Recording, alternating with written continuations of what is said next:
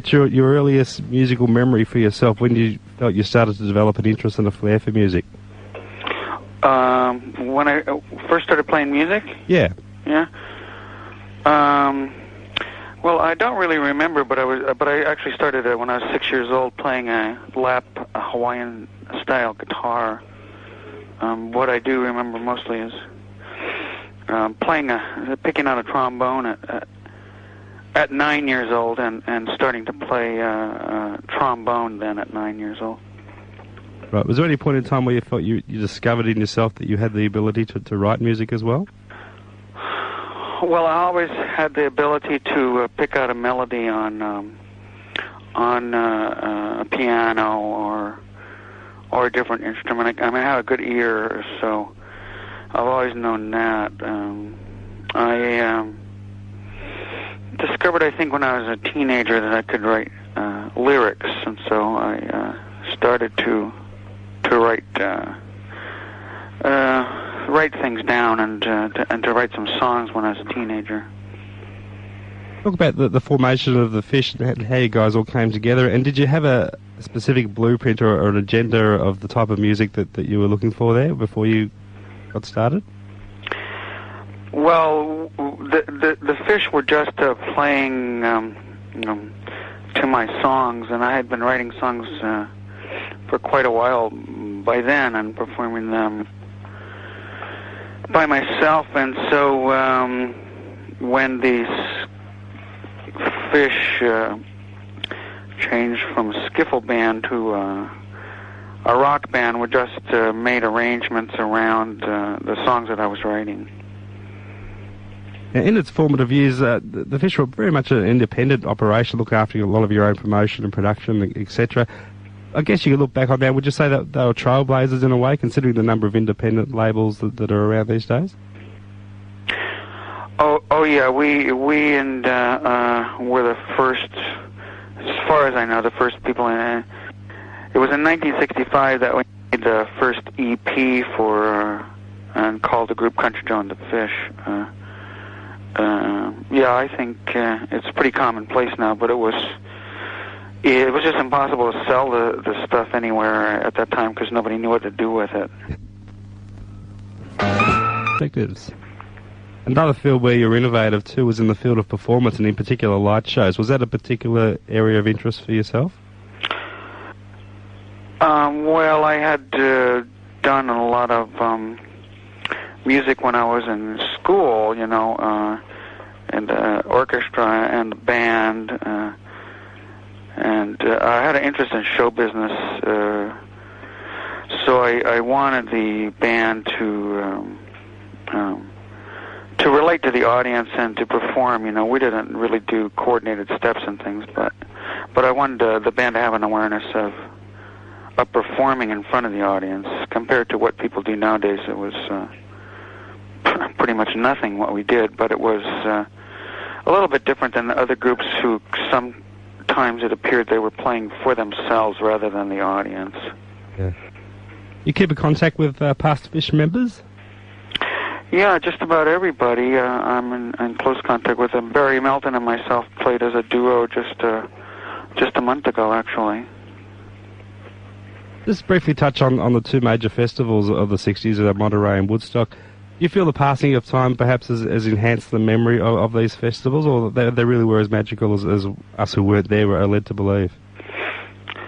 Well, they were pretty neat because they hadn't been anything before that, I mean, in the world there had been gatherings of people for entertainment or religious purposes, but I mean, for the 60s generation, the 50s generation, it was the first time at Monterey that you had an opportunity to see a lot of different acts and diverse acts, and you've got to remember that rock and roll or amplified music was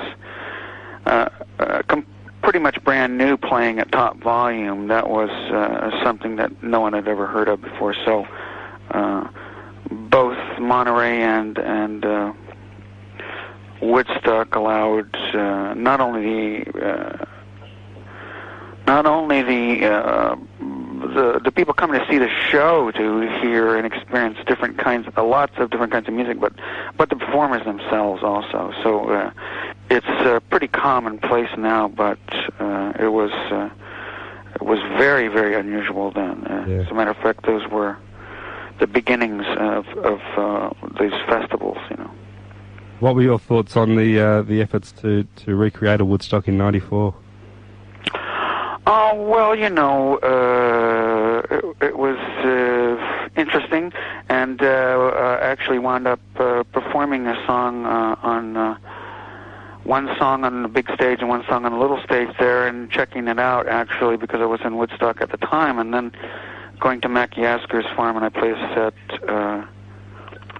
a set and early in the morning for free. In the end, the public took over the festival and turned it in from a commercial venture into a non-commercial fun thing. I think it was pretty fun, actually. Yeah. How would you sum up your relationship with record companies over the years, Joe? Well, they've had a hard time knowing what to do with me and my point of view and my politics, which isn't really normal. It's difficult being a record company, and everything has changed over the years from what it used to be, where record companies bossed performers around, to now where performers seem to have some say in what goes on. But it's still pretty mysterious to me. The business of the entertainment business is still kind of a mysterious thing to me. A lot of people involved in the business don't necessarily like music, you know. You think these days in the 90s that music still has that same power to convey a social, political message as it did, say, 30 years ago? No, I think it's got more power than ever before, and music is the electric music. Rock and roll has become the global music. I would say it was the first real global music, and every middle class young person on the planet really wants to play rock and roll and listen to rock and roll electric music. There are more hippies, or whatever you want to call them, than ever before, and the world is changing very fast, and the music is still bearing the message. Rock and roll in particular, just because it's still brand new. I mean, no one, like I mentioned, people weren't playing at top volume through amplifiers until the 60s, and that still is symbolic of a new generation as opposed to the World War II generation. So there's still a battle going on between the old and the new, the old Frank Sinatra kind of music and the old way of living, and the new Woodstock way of living, and the new kinds of music that have grown out of that. Still is that music is still really hated by the older generation, because it's more than music. It stands for a new way of life. Now, you're well known for your tireless work for Vietnam veterans. We'll talk a little bit about that. What would be some of the major hurdles and frustrations that you've faced in your work there? Well, I don't think it'd be difficult for Australians to understand, because I happen to know Australians were drafted to fight the Vietnam War, and just recently I've added, I was only 19, to my repertoire. I've known about it for quite a long time. So I know that you have Agent Orange problems and delayed stress problems with the veterans, and so you're familiar with that. And sure. Then you also will know that it's a very unpopular issue as far as the old establishment is concerned, because it was a bad war, and a war in which the soldiers didn't do what they wanted them to do, and that is still is continuing, the resistance of the younger generation to fight the wars the older generation once fought, and and the movement to honor the veterans who fight in the wars and soldiers, as opposed to disrespecting and disliking the leaders who lead us to war. So that's pretty much an uphill battle all the time. It'll change as the general population's attitude towards war and soldiers change. But I'm not expecting to get a lot of pats on the back for that work. Although I must say, in the past couple of years, the climate has changed, and people seem to be more sympathetic to war veterans than they were in the past. So you think that there is a greater public awareness now? Well, I think that people are beginning to realize that war isn't all it's cracked up to be, and that soldiers pretty much have to do what they're ordered to do. And I don't really think that anybody likes it now. In the old days, they used to like it. They used to get a lot of strokes and approval for being patriotic and going off to war and things like that. But now I think that it's pretty much nothing. People think it's a waste of time, and it's jeopardizing the health of the planet and all kinds of things like that. So, you know, it's changing, but it's a slow change. McDonald, could you tell us a bit about your involvement with the work of military nurses, and indeed your interest in the life of Florence Nightingale? Oh, well, I was, in 1981, I got interested in Vietnam War nurses and realized that I hadn't really researched or didn't really know anything about Vietnam War nurses and women in the military, and so I started reading about it and discovered Florence Nightingale, who was probably the first war nurse commander, and then I just...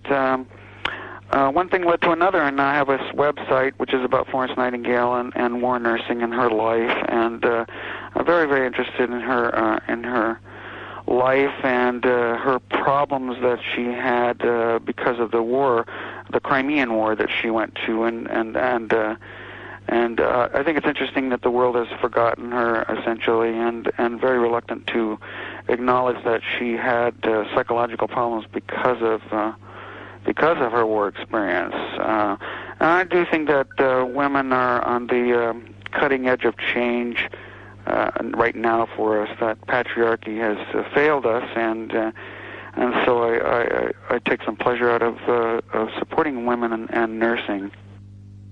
Just going back to Rag Baby Records, what was the main impetus there for resurrecting the label? Pretty much a lack of interest in the mainstream industry to handle our product anymore.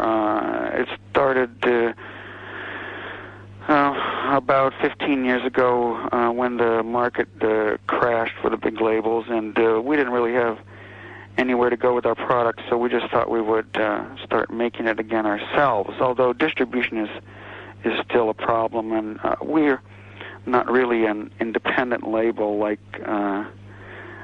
some small labels are who distribute themselves. We don't really distribute ourselves, but we do own the product, and I think that's important. Now, do you think your method and approach to songwriting has changed much today as to, say, 20, 30 years ago? Not really. I write two ways. One is that if I'm interested in something, but I don't feel particularly inspired, I'll research it and assign myself the task of writing a song about it. And that's a pretty objective thing. And then the other one is a subjective thing, which is that I'll hit a certain chord or I'll hit a certain mood, and I'll want to capture that. And those tend to be subjective and kind of abstract songs, the more poetic ones that come because of inspiration or feeling. But those are pretty the two ways that I write, and I don't write a lot. I write, I guess, on average about 10 things a year, something like that. Now you're back out playing live again. I think when I first approached you about 18 months ago, you weren't doing any live work at that time.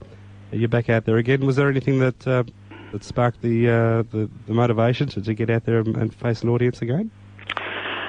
Well, I got curious to get my guitars out of the case and play them a little bit, and I had been putting up websites for myself and Country Joe and the Fish, and people were emailing me, and I just began to get. I decided that I wouldn't work again unless it was a job that I wanted to do, and I was really happy, and I felt like I'd have fun, and I wouldn't do things that I didn't like to do. And I started to get some offers that fell into that category, and so I just slowly started performing again, and then I actually wrote a few new songs and started playing the guitars. It was difficult to go back and kind of woodshed and review all the different styles from the Fish all the way up, because there are different styles of playing and different subject matters. But now I kind of have it under control, and I'm enjoying it. So I'll continue to do that as long as I'm having fun and want to do it, and there's an interest out there. I had an interesting thing in London recently. I played at Queen Elizabeth Hall in London about a month ago, and I met a band called the Bevis Frond, which is Nick Solomon. It's a second generation. They're not really young players, 40 and 50 my age, but second generation psychedelic players, and we played Country Joe and the Fish material together, and it was a lot of fun. I hadn't done that for a long time, playing rock and soul music and bass strings and Sweet Lorraine with a band, you know. Oh, wow. So that was pretty much fun, and the audience liked that. I don't know if we'll do some more of those or not, but that was an interesting development. I believe there may be an autobiography in the near future. How's that coming along? Oh, I don't do well writing long pieces. My strength is in writing short pieces, and I have a hard time of thinking of a book, anything in book. But I'm kind of whittling away with it. If you look at my website, you'll see there's some kind of autobiographical things on there, and I think that's something you got to do when you're older than I am now. Now you've got a compilation album which has just been released. Yeah, that's right. Yeah. Yeah. Assuming you chose the tracks, what criteria did you use there when getting that together? Well, actually, my partner Bill Belmont, who is a partner with me in Rag Baby Records, and he's been with me for 25 years. He picked the selections out. It was Ace Records in England that wanted to do the compilation of Rag Baby. And I like the selections. I get pretty confused when it comes to my own material about what to pick and what not to pick. We'll see how the public likes it. That's a release for England, and we'll see if there are any requests to have it in other places. People can order it through the website if they want to get a copy for themselves. It's nice and listenable, and it covers quite a period of years, about 15 years or so of work, you know. Terrific. Now, browsing through your future projects, one that interested me was a recording project that you've got scheduled for next year, tentatively titled www.countryjoe.com. Can you tell us a little bit about that, what it will be about? Well, I wanted to make a psychedelic album for 1999, which incorporated the feelings and the vibes and the sounds of the 90s and going into the next century the same way that electric music for the mind and body did for the 60s, you know. And just there are so many different sounds and attitudes that we have nowadays that are that weren't even around in the 60s. So I got curious to do that, kind of trancey kind of piece, and that it would perhaps hang together as a whole album. You know, I don't want to say opera or anything like that, but something that kind of flowed from one song to another song to another song, playing with the ideas of songs and all the different personalities of Country Joe, with solo acoustic and folk and rock and band and that sort of thing. I'm still thinking about it, and still slowly working in that direction. We'll see. We'll see what happens. You listen much to current music these days? Oh yeah, I listen to a lot of current music. What's grabbing your attention? I happen to really like trance at the moment. I think it's very interesting. I like a lot of diverse music. I like this second wave psychedelic stuff. I like trance. I like some industrial noise stuff. I like a little bit of hard thrash occasionally to break the monotony. I don't really like 60s music, and I don't really like mainstream music. I get bored pretty easily with that sort of stuff. Yeah, understandable too. Okay, before we wind up, Joe, if 30 years in the music business has taught you any one thing above all else, what do you think it would be? Never go swimming alone. Simple as that. Huh? Simple as that. Simple as that. Never go swimming alone, yeah. Okay. What's on the books for the rest of 98? Huh? What's on the books for the rest of 98 for you? I'm going to do is, I got a Danish festival and a German festival I'm going to do in some U.S. dates, and I don't know what I'll do in the fall. Just the phone rings or something, and like I said, if it interests me and looks like fun and I feel like I can do it, then I'll do it. Otherwise, I stay home, and I'm pretty much a housewife. My wife works, and I take care of the kids, and about half of the time. So that's pretty much what I'm doing. Take the rest as it comes. Okay, thanks a lot, Joe. Thanks for your time. Great to finally catch up with you after all this time. Yeah, it's great that we did it. Yeah, terrific. And I'll be sure to mention all the relevant websites there during the course of the interview when it actually goes to air. Okay, so thanks people a lot. can get in touch with you. Thanks a lot, Joe. Okay. All the best. Bye-bye. Bye-bye.